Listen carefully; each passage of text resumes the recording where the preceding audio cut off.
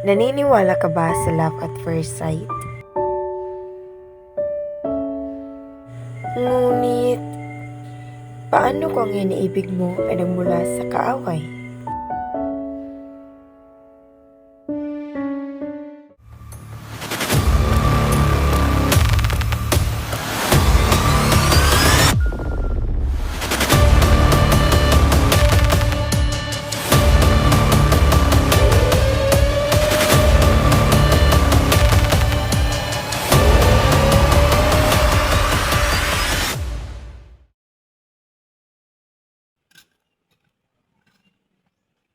Romeo? Romeo?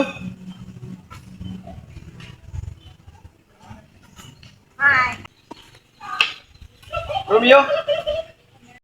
Ang pala, kaninang umaga pa kita hinanap. Pero bakit? Napakalalim ata inisip mo. Oo. Umaga na ba, kaibigan? Umaga pa din. Sadyang kayaba ng araw ngayon. Umaga pa lang. Napakatagal talaga ng oras kung iniisip ko siya. Iniisip? May napupusuan ka na ba?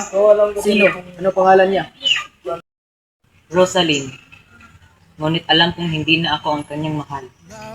May napupusuan na siyang iba at nangakong papakasalan ito. Walang sagot sa tanong kung bakit ka mahalaga. Walang papantay sa'yo. Walang sagot sa tanong kung bakit ka mahalaga. Walang papantay sa'yo. Peter, ito mga listahan sa mga taong kasali sa sayawan. Padala mo ito sa kanila. Susunod po, Ginoong Gapilit.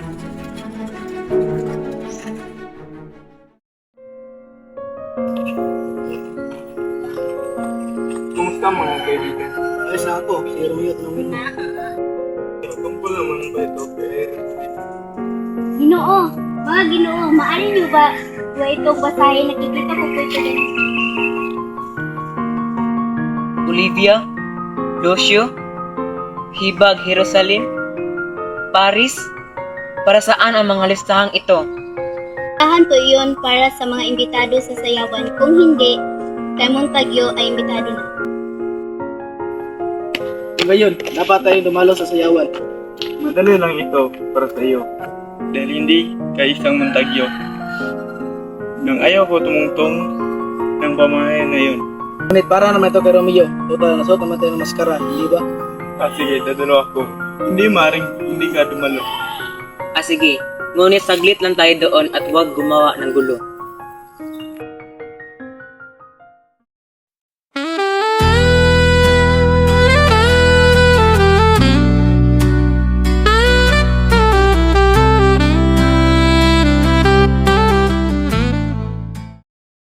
Teka! Sinong bayan yun?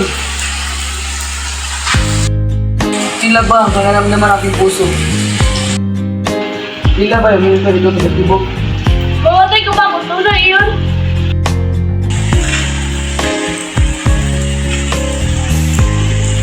Oo, magandang pinipinig. Hindi ko may piliwanan na sinaramdaman mo yun. Uy, Sino ka ba pala ulit? ha? Si Romeo, isang Montagyo. Bawal yan rito. Romeo, nakita tayo tuloy ni Tibag. Umalis na tayo rito. Tara!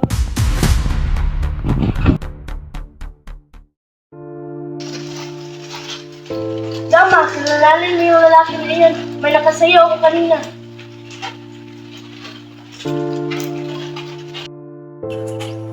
Kung ginasala siya sa iba, mas mabuting mamatay na lamang ako. Bakit ganito ang iniisip ng puso ko? Sinabi na ni Tibal kung sino yung lalaki na yun. Siya, si Romeo at isang Montagyo. Oh, Romeo, Romeo. Sumasakit ang dibdib ko. Isa pang Montague. Ano bang meron sa isang pangalan kapag tinawag ang isang Rosa sa ibang pangalan? Matamis pa rin ang amoy nito. Ano bang pinagkakaiba natin? Hindi mo ba alam na ako ay isang kapulit? Ngunit wala akong pakialam. Oh, Romeo, kahit isang beses lang, tanggapin mo ang pag-ibig ko at ibibigay ko ang lahat. At iiwanan ko ang pagiging isang kapulit. Ngunit, bakit ka nga ba umalis?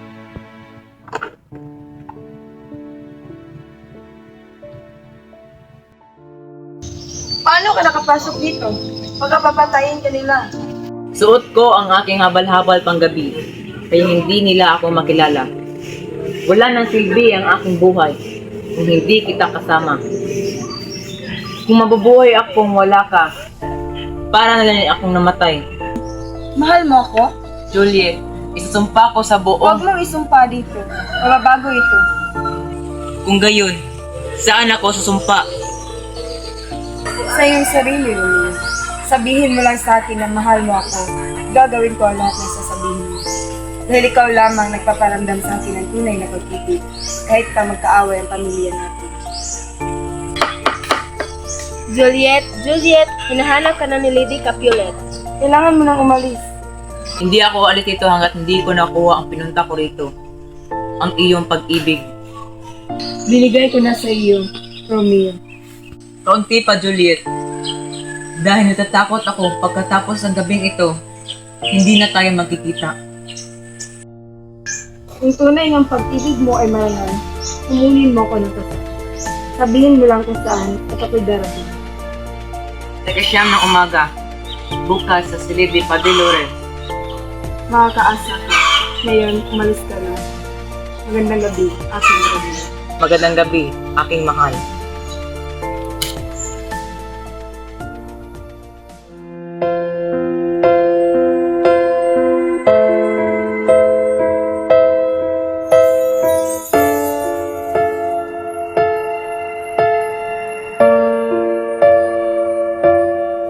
Sa pagpatak ng bawat oras ay ikaw ang iniisip-isip ko. Hindi ko mahinto, pintig ng puso. Ikaw ang pinangarap-ngarap ko. Simula nang matanto na balang araw iibig ang puso.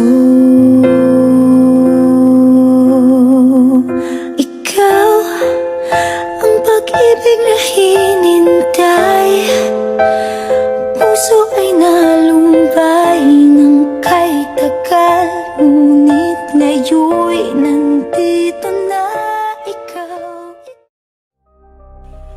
Mercutio nagpadala ng sulat si Tibal. Namo ni Tibal si Romeo sa isang laban. Ngunit hindi ito makaya ni Romeo at isa lamang mapagmahal. Tibal ay isa sundalo lalo't ang panganib si Tibal. Kung ganon, paano na yun? Kung gayon, ako ang kaharapin niya. Romeo! Lumabas ka! Wala kang karapatang pumasok sa lugar namin! Siyempre hindi! Ako ang kalabanin mo, Host Romeo!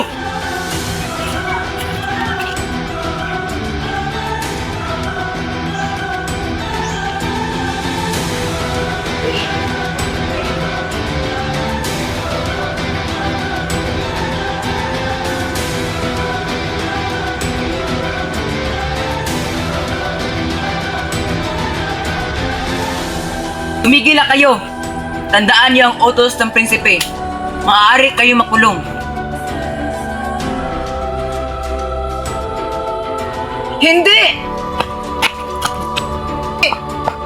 Mercutio! Hindi!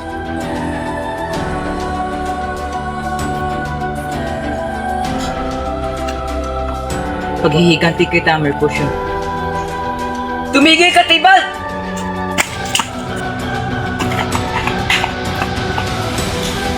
Para ito kay Mercutio.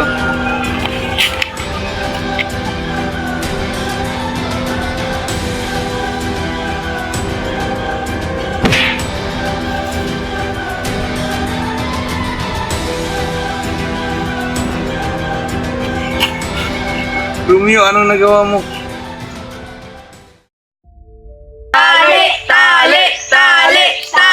Magsitahimik! Binvolio, ipaliwanag lahat ng pangyayari sa akin. Maging detalyado ka. Hinahanap ni Romeo si Tibalt. Galit na galit. Doon ay nakaaway niya si Mercutio. Nang dumating si Romeo, sinubukan itong pigilan sila. Ngunit pinatay ni Tibalt si Mercutio gamit ang espada niya. Matalik na kaibigan ni Romeo si Mercutio, kaya hindi niya ito tinanggap. Sinugod niya si Tibalt at silang dalawa ay naglaban hanggang sa mamatay si Tibalt. Pinatay ni Tibalt si Mercutio at pinatay ni Romeo si Tibalt. Kung ganon, hinihintay ko si Romeo na mapalaya sa Verona. Papalayasin lamang? Wala na magsasalita pa. Kailangan na umalis ni Romeo sa lalong madaling panahon. At pag nakita pa siya dito sa Verona, yun na ang katapusan niya.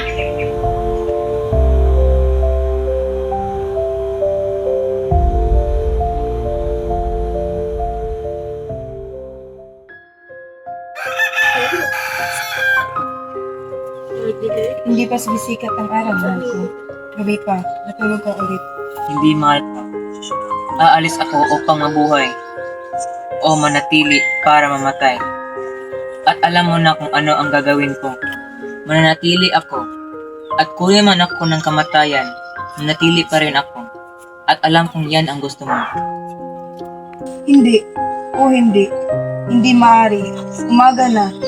Ngunit ayaw ko pang umalis. Madam Juliet? Madam Juliet! Magkikita ka tayo muli. Tama? Hindi ako nagdududa. Kailangan kita makita. Kung hindi, mawawalan ako ng hininga. Paalang aking minamahal. Pero bakit pakiramdam ko ay mawawalan ka na ng tuluyan? Suratan kita sa bawat segundo ng aking makakaya. Pag nakita tayo muli, hindi na kita hiwalayan ka.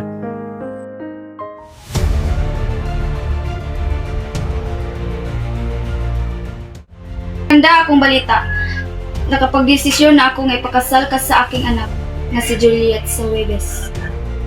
Mahal ko si Juliet. Matagal na ako naghihintay. Ngunit gusto niya bagong pakasalan. Hindi ko na kailangan pang tanungin. Ito na lang ang paraan para mailayo ang pangalan ni Juliet sa pagkamatay ni Tibalt. Yan ang sitwasyon. Inihiling ko na maging Huwebes na bukas. Hindi! Ayaw ko siyang pakasalan! Sa bawat hapunan, sa bawat pagtitipon, araw at gabi, ito lang yung nasa isip ko, ang makahanap ng mapapangasawa mo. At yung nakahanap na ako, ito lang igaganti mo sa akin, punong-puno na ako. Makinig ka sa aking anak. Magpapakasal ka sa Huwebes at kung may balak mong tanggihan, kundi itatakwil kita, isa ka ng patay para sa akin. Hindi! Pakiusap! Hindi! Sundin mo lang kami, Juliet.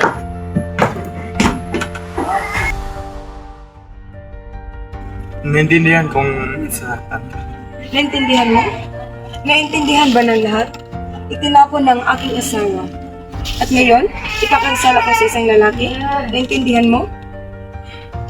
Gustong umalis ng puso ko sa katawan ko. Kung hindi mo man din ako matutulungan, siguradong mamamatay ako, pangako yan. Mas mabuti pang mamatay kaysa mabuhay na wala ang aking minamahal. wala kang mapipilian. Ikaw at si Romeo ay mahalaga sa akin. Ayaw kong nasasaktan ang aking mga anak. May isa pang paraan, ngunit ito ay mapanganib. Bibigyan kita ng lason mula sa isang bulaklak. Titigil ang hininga sa isang araw. Ililibing ka sa libingan ng iyong pamilya kasama ang mga kapil. Magpadala ako ng sulat para kay Romeo. Kapag sanayon ang lahat sa aking plano, doon magigising ka at makikita na si Romeo. Magbubuo kayo ng panibagong simula at inyong buhay at magpakasiya. Ngunit kapag hindi dumating sa takdang oras si Romeo, makikita mo lang na kasama mo ang mga patay.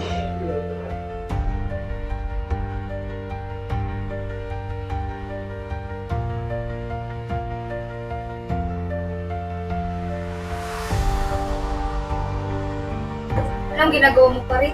Patawarin niyo po ako, Ama. Ina, mapapayag na po ako mapakasal ay taong Paris. Talaga?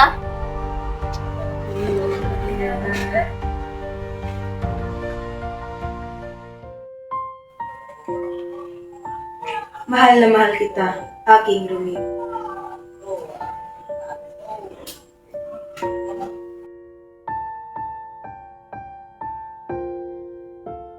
Juliet? Juliet! Bakit wala ka pulso? Hindi! Hindi! Oh, anak ko!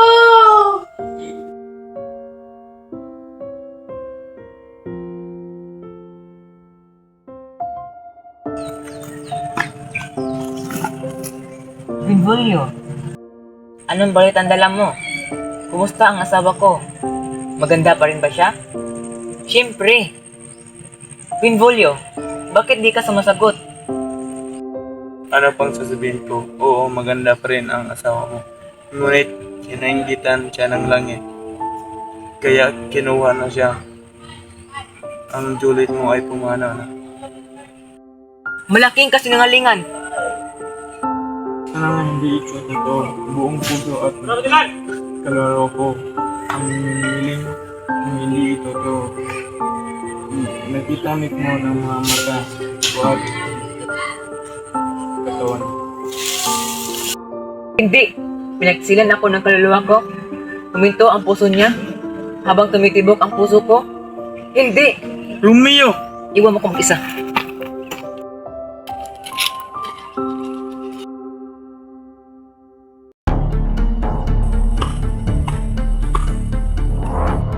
Ang ginagawa mo dito, Montague?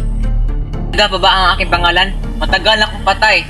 Gusto ko lamang makita ang aking minamahal. Nang loob mong tumuntong sa libingan ng mga Capulet? Ano ito para saktan kayo? Nandito ako para tapusin ang buhay ko. Tulungan kita dyan.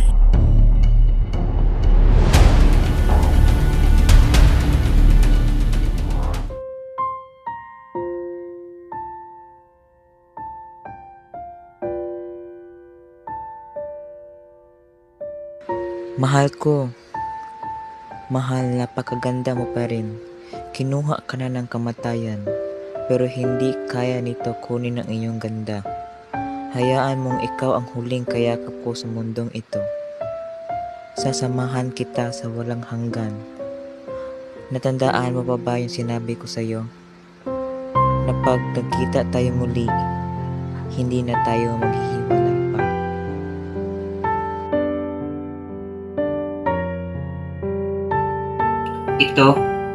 Itong dakilang lason sa buong mundo ang magbubuklod sa atin.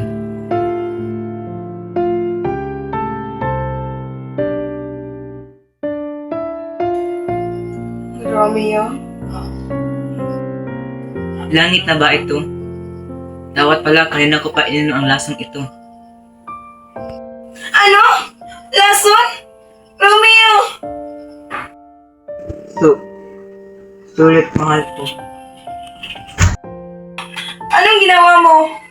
Aking mahal. Hindi mo man lang ako tinirahan kahit isang patak lang. Ngunit, sigurado akong nasa mga labi mo pa ito.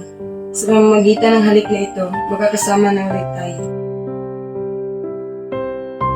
Sapat ang lason na ito.